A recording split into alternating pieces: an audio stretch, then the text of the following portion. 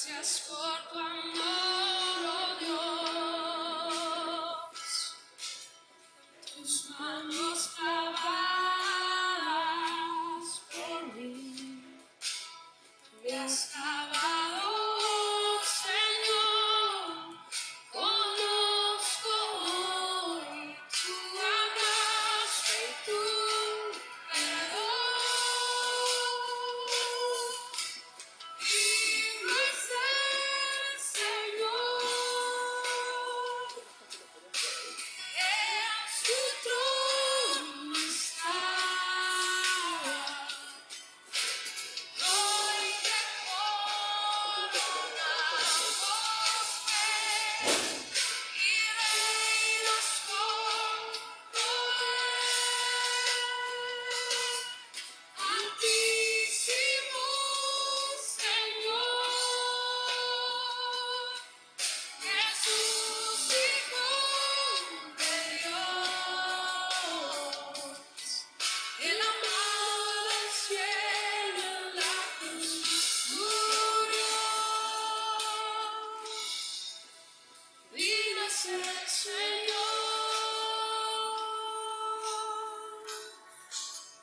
digno es el Señor.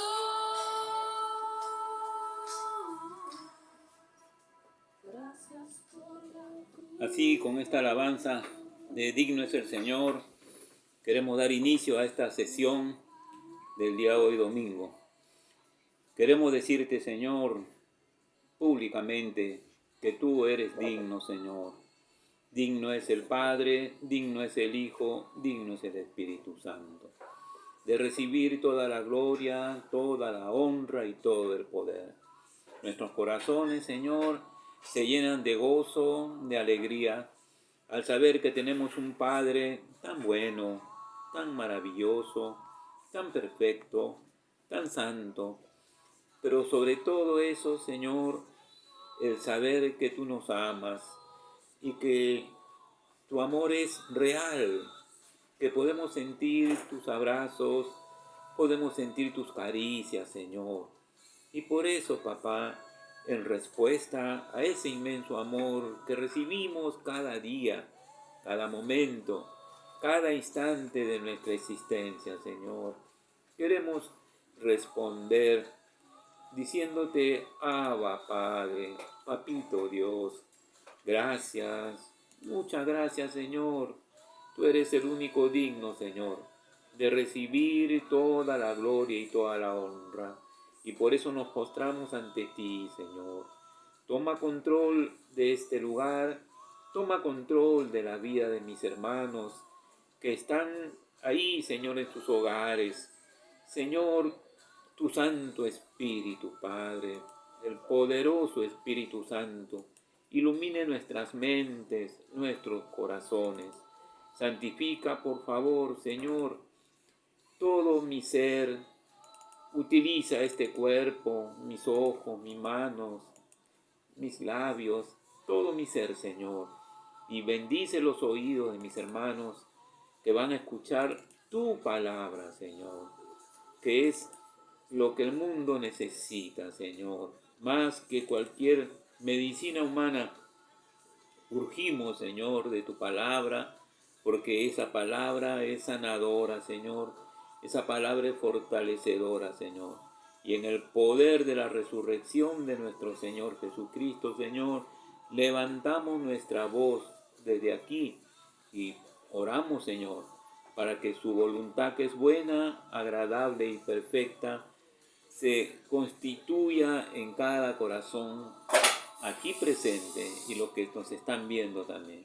Por favor, Señor, glorifícate una vez más, porque tú eres Dios y porque tuyo es el reino, porque tuyo es el poder y porque tuya es la gloria.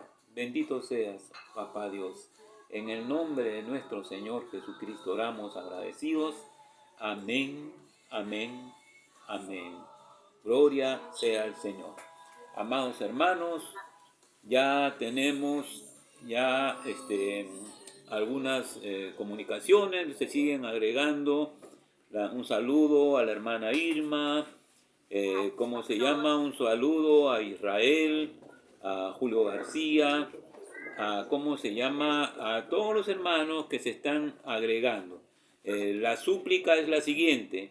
Por favor, ustedes desde allá tengan la bondad de bajar el volumen de su audio para que me puedan escuchar de manera nítida.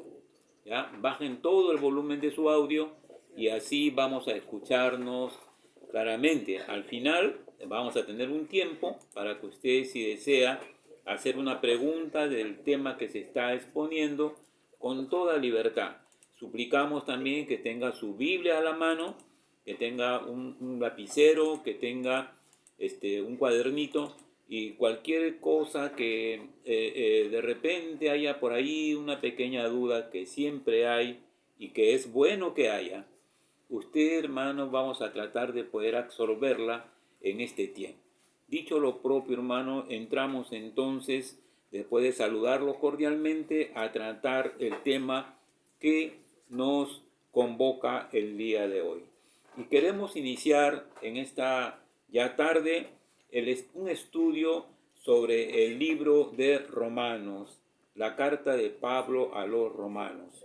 Entonces, de manera introductoria, queremos decir que Romanos es una de las obras más grandes que el Señor quiso dejarnos por medio de su siervo el apóstol Pablo.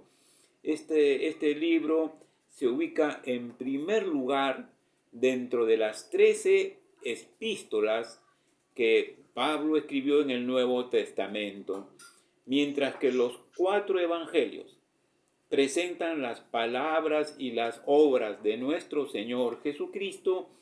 Romanos explora, quiero que tomen este detalle, la importancia crucial del sacrificio perfecto que realizó nuestro amado Jesús en la cruz del Calvario y que va a quitar, por favor, escúchenme atentamente, va a quitar definitivamente el pecado de toda la humanidad.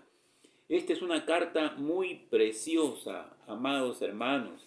Es una carta que trasciende todo lo que usted se puede imaginar referente al pecado y va a aclarar los conceptos erróneos que podemos haber tenido por causa de religiones, por causa de todas esas cosas que almacenamos en nuestra mente, pero que no tiene ningún sustento bíblico. Y por eso, amados hermanos, esta carta va a trascender, así como lo digo, va a trascender consecuencias en el futuro y va a repercutir más allá de algún límite que usted se pueda haber impuesto. Esta carta también es una exhortación práctica, hermano, que nos enseña cómo vivir en una obediencia a la palabra de Dios, pero no como algo, algo que impuesto, algo que te presiona. No, esta carta es una exhortación que el Señor nos hace para vivir en una obediencia, pero que va acompañada del gozo del Señor. Por eso que las buenas nuevas de Jesucristo son más que hechos, hermanos, para creer, y que incluyen una vida abundante, una vida de justicia, una vida de rectitud que conviene y dignifica a aquellos que han sido justificados gratuitamente. Hermano, hermana, por la gracia de Dios, mediante la redención que es en Cristo Jesús, hermano, te va a ser cuando lo entendamos esta gracia de Dios, este esfuerzo del obrar de Jesús en nuestras vidas, entonces le va a ser muy fácil a usted obedecer los mandatos de nuestro buen Dios dejados en su santa palabra y lo vamos a hacer con mucho gozo.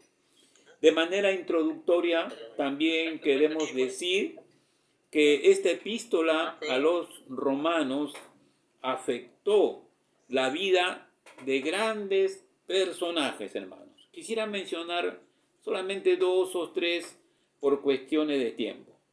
Uno de ellos es, por ejemplo, usted lo conoce, Martín Lutero. Martín Lutero fue impactado, hermano, por esta carta cuando él, al leer Romanos 1, versículo 17, se da cuenta que las obras rituales y las obras religiosas no podían salvar a la persona. Las obras, la salvación solo se obtiene por la fe en la gracia inmerecida de nuestro Señor Jesucristo. Eso es lo que justifica al hombre.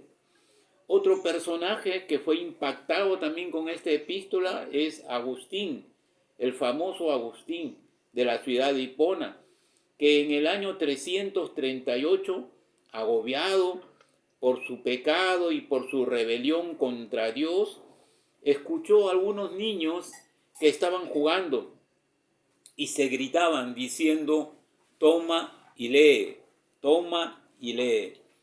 Él, al oír la voz de estos niños, recoge el rollo con el que estaban jugando y encuentra en ese rollo el libro de Romanos, capítulo 13, versículos 13 y 14. Miren qué hermoso, hermano. Romanos 13, versículos 13 y versículo 14. Y en ese pasaje dice lo siguiente: andemos como de día, honestamente, no en glotonerías y borracheras, no en lujurias y lascivias, no en contiendas y envidias, sino vestidos del Señor Jesucristo, y no proveáis para los deseos de la carne. Cuando Martín Lutero lee estos 2 versículos, hermanos, su vida es impactada grandemente. Es como que si él hubiera recibido un golpe tan fuerte en su corazón que el resultado fue que su vida cambió, aprendió a confiar él en nuestro Señor Jesucristo. Y esa confianza la desarrolló todos los días de su vida.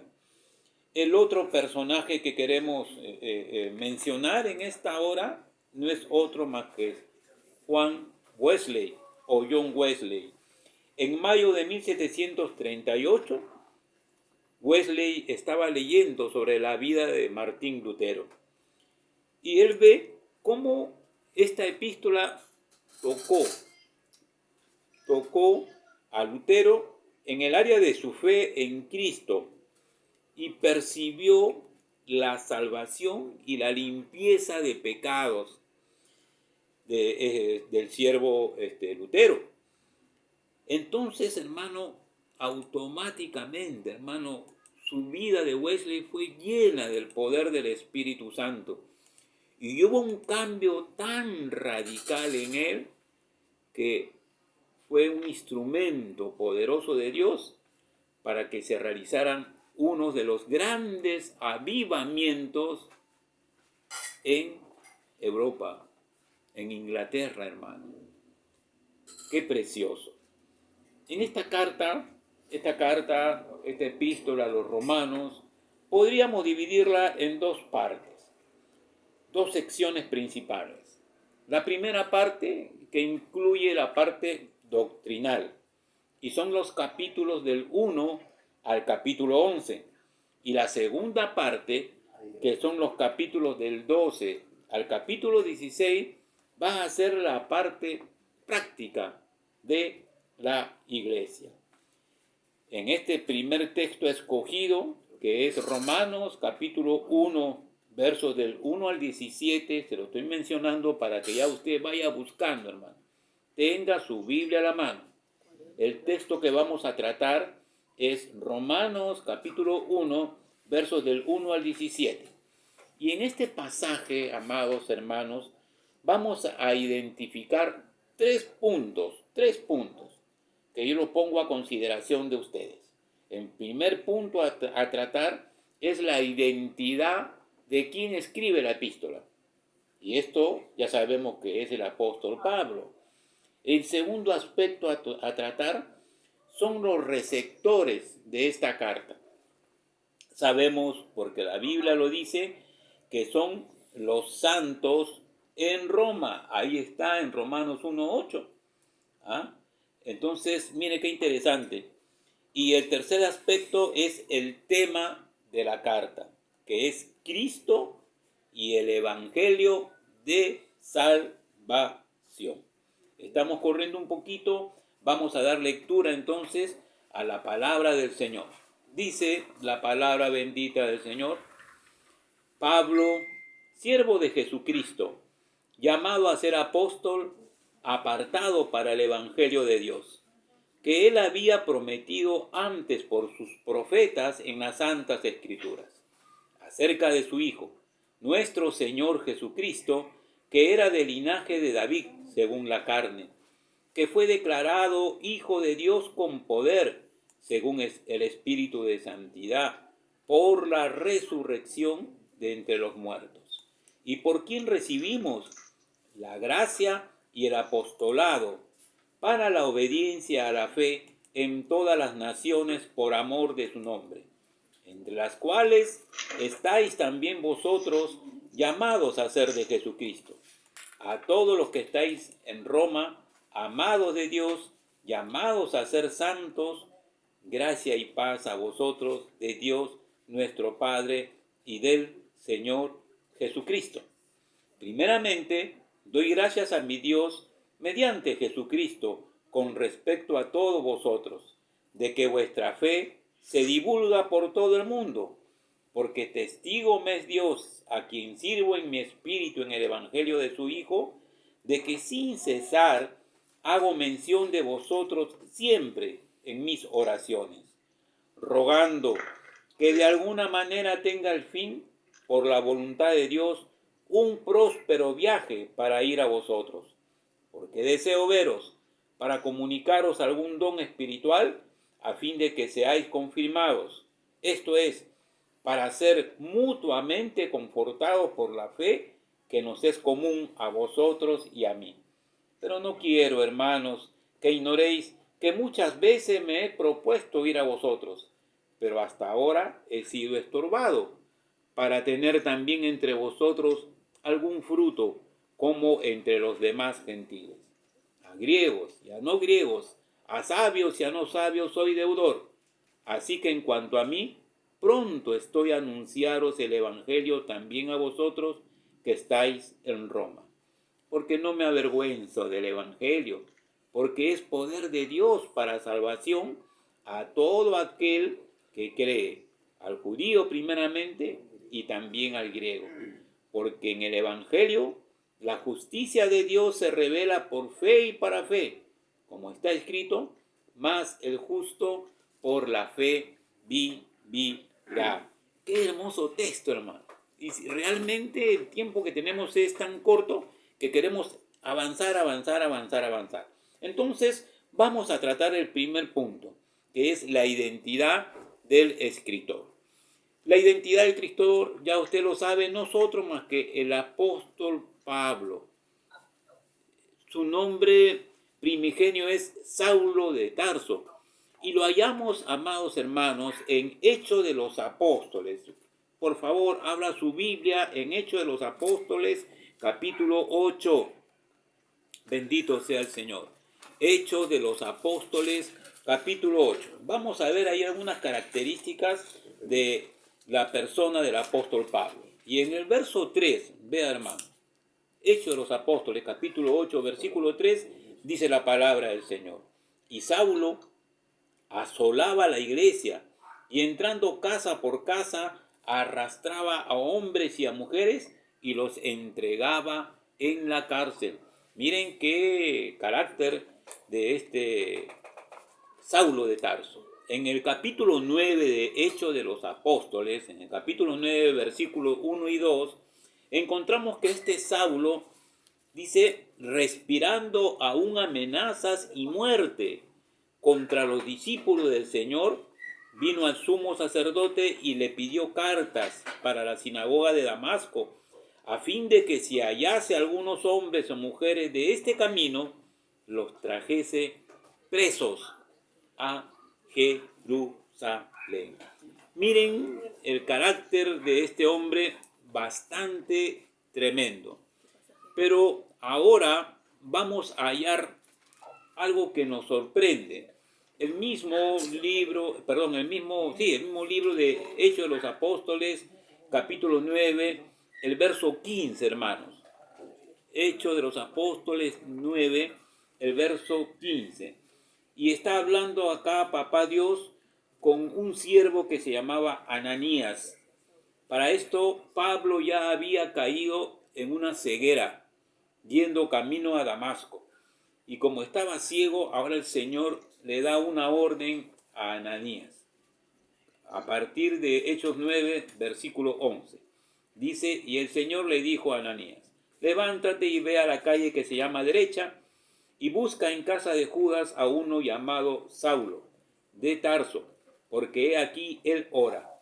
Y ha visto en visión a un varón llamado Ananías, que entra y le pone las manos encima para que recobre la vista. Entonces Ananías respondió, Señor, he oído de muchos acerca de este hombre, cuántos males ha hecho a tus santos en Jerusalén, y aún aquí tiene autoridad de los principales sacerdotes para prender a todos los que invocan tu nombre.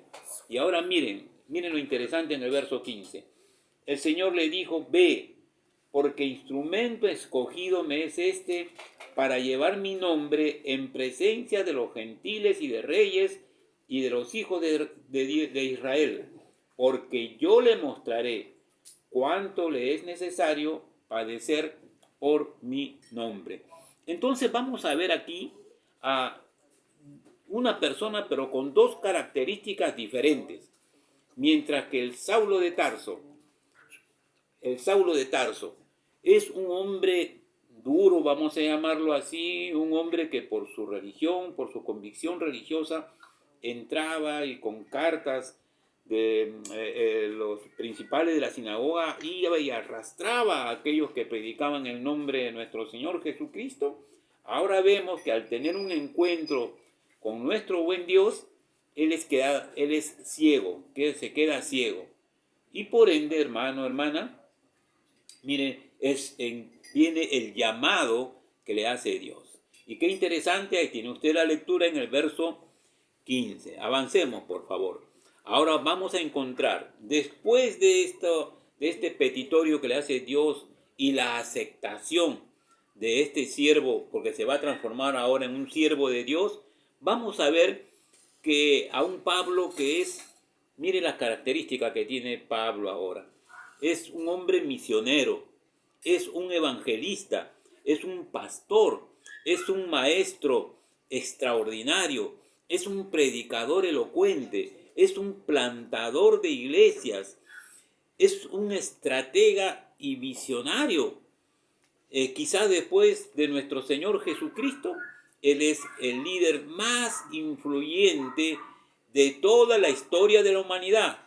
Sin embargo, sobre todo, el apóstol Pablo fue quien amó profundamente a Cristo en respuesta al Evangelio. Al Evangelio, eso lo vamos a desarrollar dentro de breves minutos. De ahí que Dios lo usó para escribir 13 libros del Nuevo Testamento y llevar el Evangelio a multitudes. El nombre Pablo significa pequeño.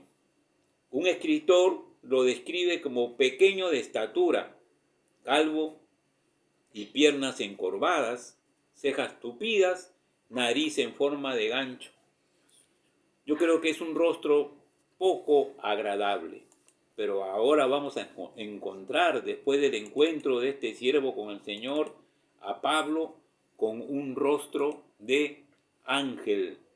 Pablo fue alumno de Gamaliel, un prominente maestro de los fariseos. También fue un hombre dominado por el amor a nuestro Señor Jesucristo. La experiencia de salvación que tuvo él, ¿no?, y el ser objeto del amor y la gracia del Hijo de Dios fueron el motor de su entrega absoluta a la causa del Señor. Y esto, hermano, hermana, él lo escribe, ¿no?, en la carta a los Gálatas, capítulo 2, versículo 20. La historia cuenta que Pablo fue ejecutado el año 66 después de Cristo en medio de la persecución del emperador Nerón contra la iglesia. Su extraordinaria vida en favor del Evangelio, sus constantes padecimientos por causa del mensaje de la cruz, lo podemos hallar en 2 de Corintios capítulo 11. 2 de Corintios capítulo 11, los versos del 22 al verso 33. Vamos por favor a 2 de Corintios capítulo 11, del verso 22 al verso 33. Muy bien. 11 del 22 al 33. Dice la palabra del Señor: ¿son hebreos? Yo también. ¿Son israelitas? Yo también. ¿Son descendientes de Abraham? También yo. ¿Son ministros de Cristo? Como si estuviera loco hablo. Yo más, en trabajos más abundantes, en azotes sin número, en cárceles más, en peligro de muerte muchas veces. De los judíos, 5 veces he recibido 40 azotes menos uno. 3 veces he sido azotado con varas, 1 vez apedreado. 3 veces he padecido naufragio. 1 noche y 1 día he estado como náufrago en alta mar. En camino muchas veces, en peligro de ríos, peligro de ladrones, peligro de los de mi nación, peligro de los gentiles, peligros en la ciudad, peligros en el desierto, peligros en el mar, peligros entre falsos hermanos, en trabajo y fatiga, con muchos desvelos, en hambre y en sed, y en muchos ayunos, en frío y en desnudez. Mire cómo amaba este hombre. Miren cómo amaba este hombre que en un principio era perseguidor de la iglesia. Hermanos, cuánto hay que leer la vida de este lindo siervo de Dios para poder comprender su amor. Este es el resultado de tener un encuentro personal con nuestro Señor Jesucristo, hermanos, y poder entender y comprender a cabalidad lo que significa el Evangelio de Jesucristo. Estas buenas noticias que hasta ahora, hermanos, parece que no se entendieran, porque si fuera así, el amor que le profesamos a Dios nos haría no tener temor a ninguna pandemia, ni ninguna de estas falsas profecías que se hacen por niños, por adultos. Hermanos, este personaje que se nos menciona acá en Romanos capítulo 1, hermano, versículo 1, nos habla de un personaje que sinceramente en el poder del Espíritu Santo es digno de imitar. Avancemos entonces. El segundo punto que queremos tratar en esta hora es los receptores de la epístola a los romanos. Y no son otros más que los santos en Roma. Quiero llevarlos, por favor, a Romanos 1, versículo 8. Dice la palabra de Dios: primeramente doy gracias a mi Dios mediante Jesucristo con respecto a todos vosotros, de que vuestra fe se divulga por todo el mundo. Hermano, hermana, el testimonio que daban estos hermanos que vivían en la iglesia de Roma se había esparcido por todo el imperio romano, que era considerado el mundo, porque Roma se había expandido de una manera muy grande.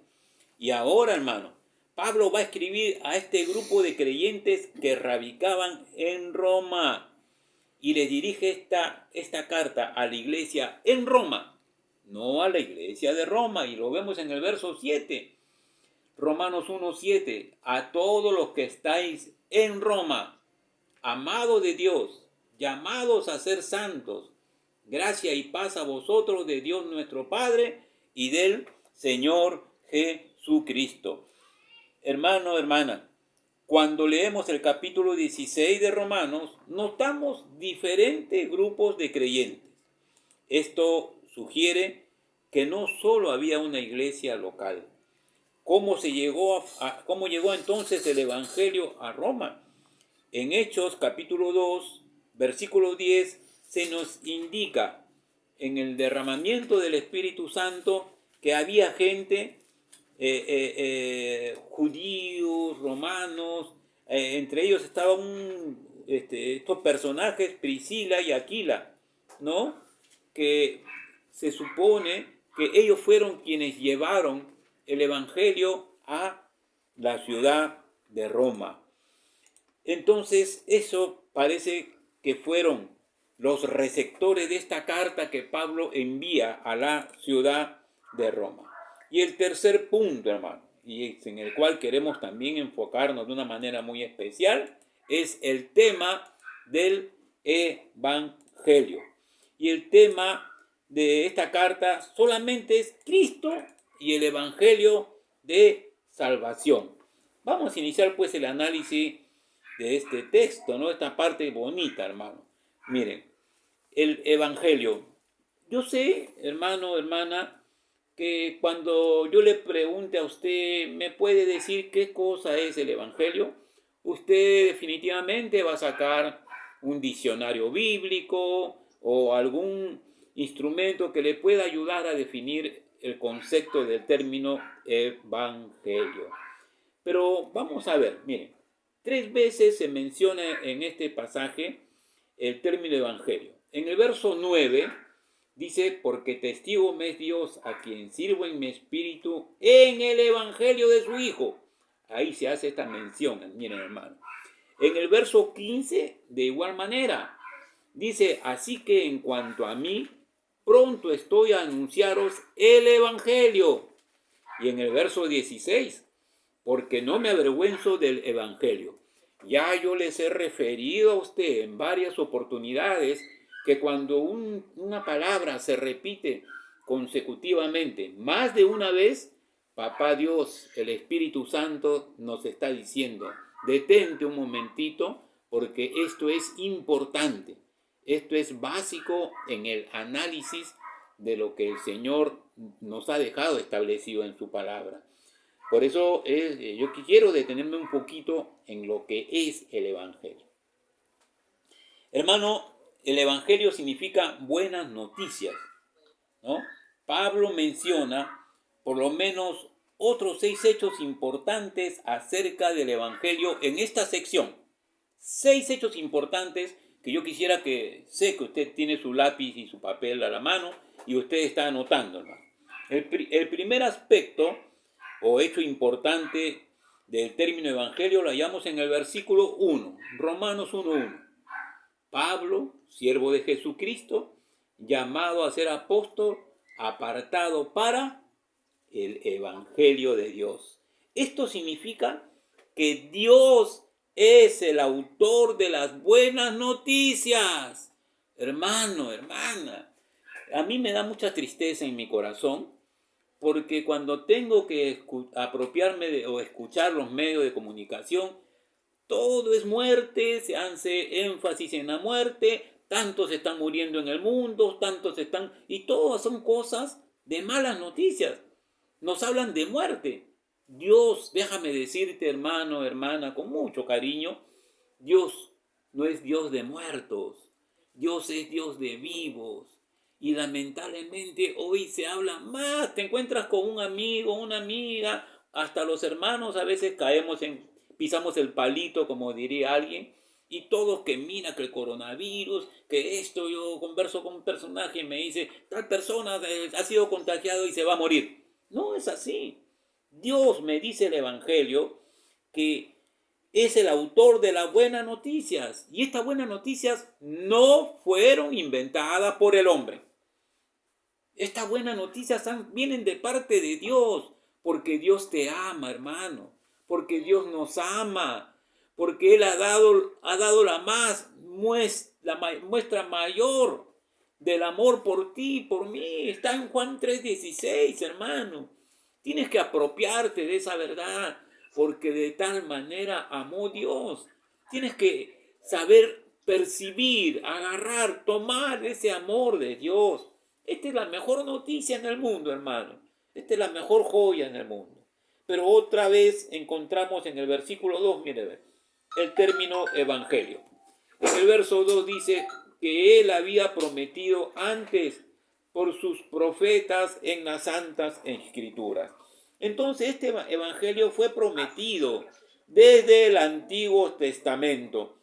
Hermano, esta observación fue dirigida en un principio a los judíos, quienes creían en el Antiguo Testamento, pero rechazaban el Evangelio como una enseñanza nueva. Si estos judíos hubieran leído pasajes tales como Deuteronomio 18:15 o Isaías 7:14, hubieran encontrado el Evangelio prometido muy claramente. El tercer aspecto a mencionar es el Evangelio que es buena noticia. Vamos al verso 3, versículo 3. Acerca de su Hijo nuestro Señor Jesucristo, que era del linaje de David según la carne. Este Evangelio, buenas noticias, nos trae buenas noticias acerca del Hijo de Dios, el Señor Jesucristo. En realidad, el Evangelio se refiere en su totalidad a Cristo.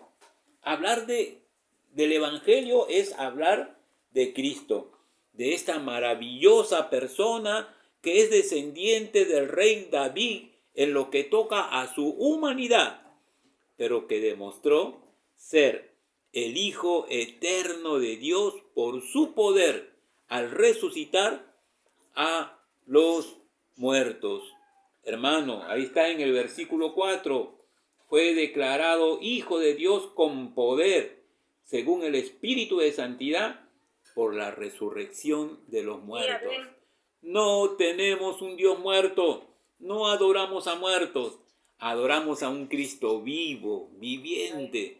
Hace poco, ahí se ha celebrado la Semana Santa, la resurrección de nuestro Señor Jesucristo.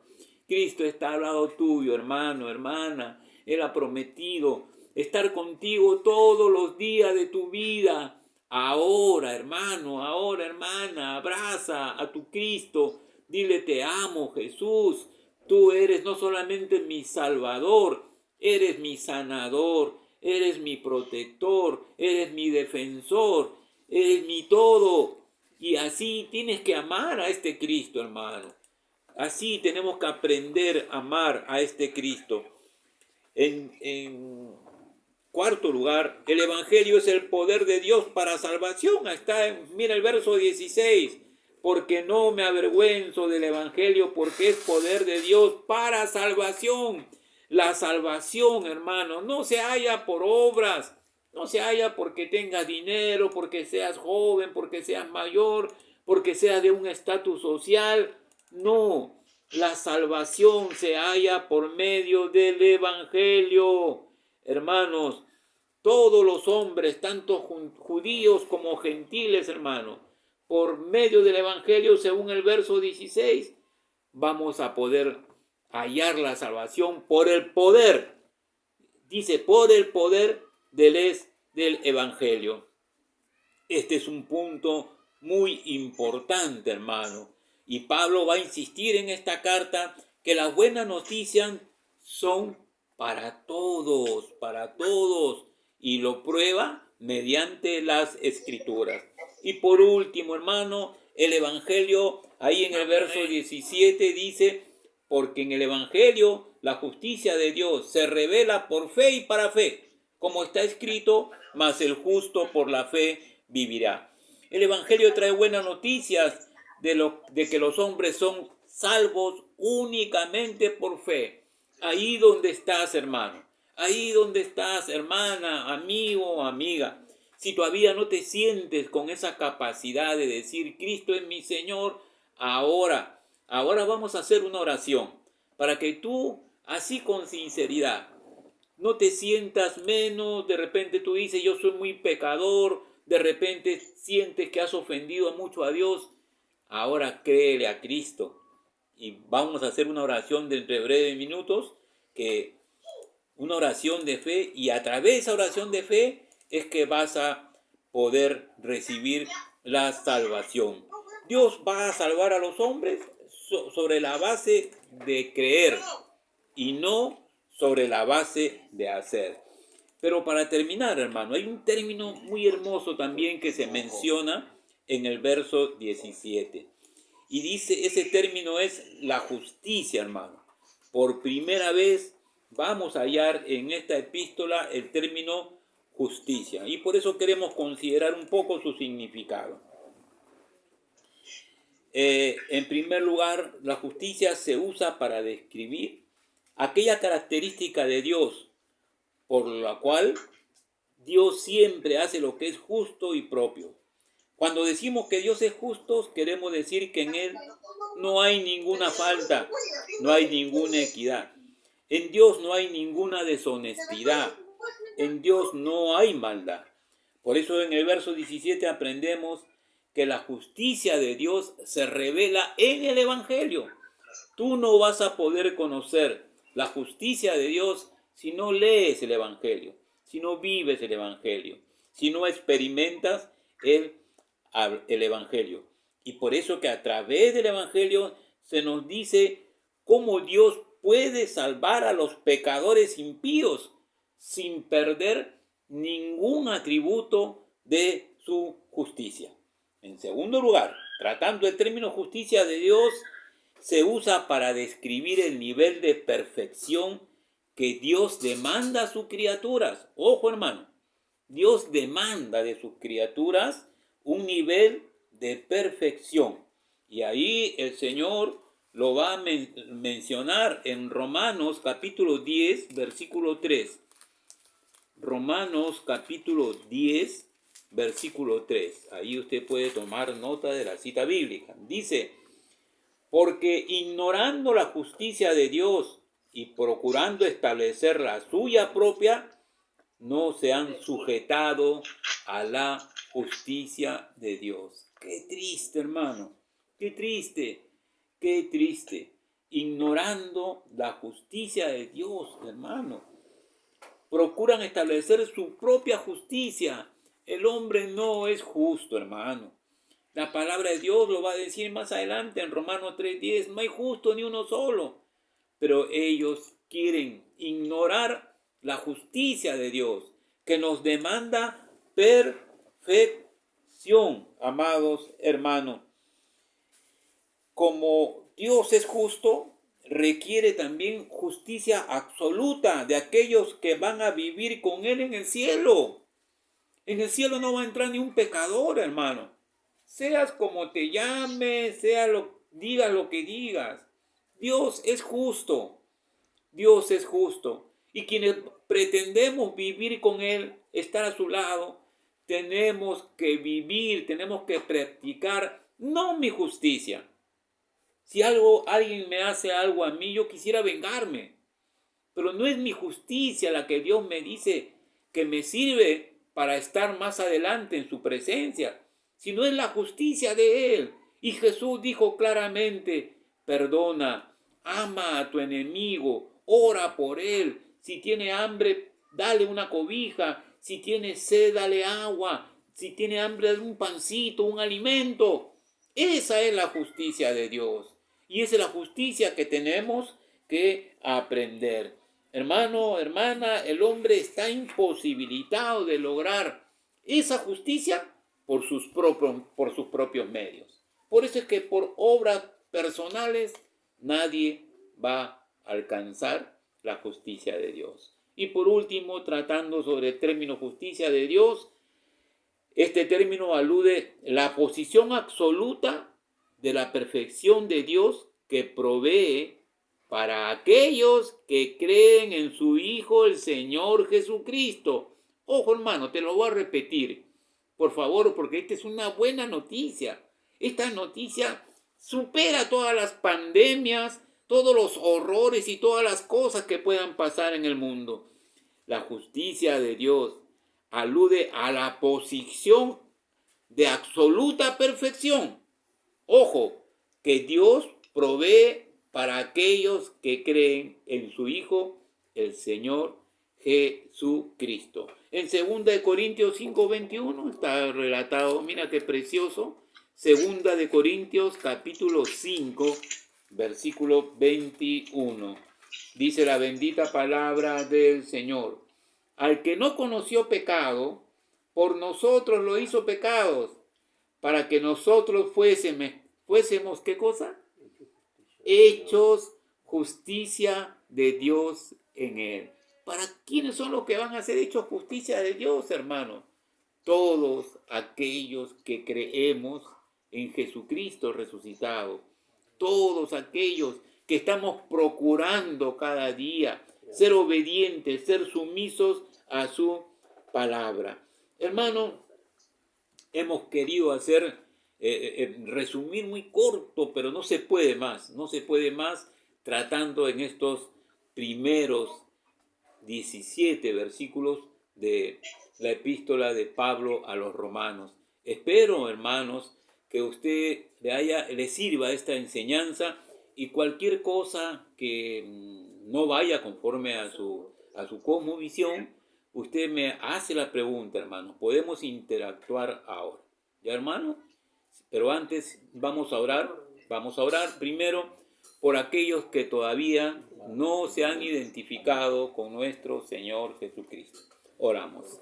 Señor, te damos gracias por tu palabra. Nuestras entrañas se conmueven, Señor, al saber esta hermosa noticia, Señor, y que de repente aún tus hijos no hemos podido asimilarla, Señor, en su altura, su anchura, su profundidad, su largura, Señor. La iglesia va a ser fiel solamente cuando comprendamos esta buena noticia, Señor. La iglesia va a comenzar a caminar en santidad, en obediencia, con gozo. Cuando comencemos, Señor, a vivir esta buena noticia que es para todos aquellos que le crean a Jesús. Yo te invito ahora, amigo, amiga. Te invito ahora, hermano, hermana. Si es que todavía tu decisión no ha sido firme, como es la que debe ser en respuesta a esta obra tan grande que hizo Jesús en la cruz del Calvario, yo te invito ahora a que hagas esta oración conmigo. Señor Jesús, en esta hora he oído tu palabra, he escuchado esta buena noticia que viene del cielo, y quiero pedirte perdón por no haberla comprendido a cabalidad desde antes. Te suplico, Señor Jesús, que por favor borre mis pecados, borre mis rebeliones, me hagas un hijo digno de Papá Dios, y que por medio de tu Espíritu Santo sea fortalecido para obedecerte con mucho gozo. Gracias, Señor. En el nombre de Jesús. Amén, amén, amén. Gloria sea al Señor, hermanos. Hasta aquí hemos llegado en esta primera parte de este estudio de la epístola a los romanos. Y cualquier pregunta, hermanos, estamos línea abierta para poder absorber.